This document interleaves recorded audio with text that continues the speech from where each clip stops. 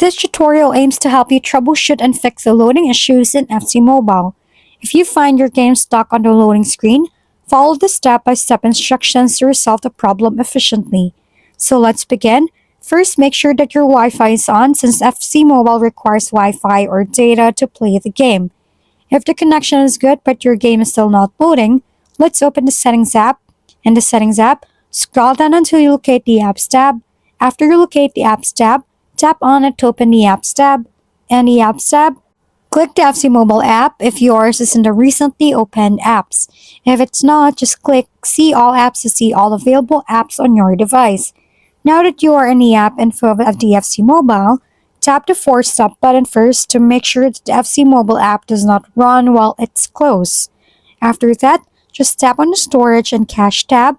While we are inside this tab, just tap on the Clear Cache button first to clear all the cache.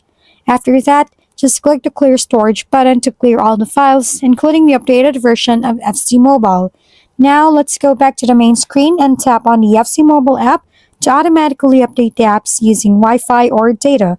If FC Mobile still does not load properly, try to use another phone with high-end specs and download FC Mobile to see if the problem is the game or the phone, because sometimes the game has a problem like servers down for a while, maintenance, or any problem that affects the games, and sometimes it's because of the phone.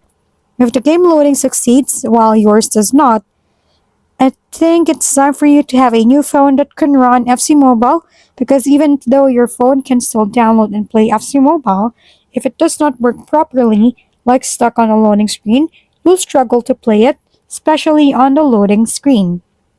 By following the steps, you should be able to resolve the loading issues with FC Mobile.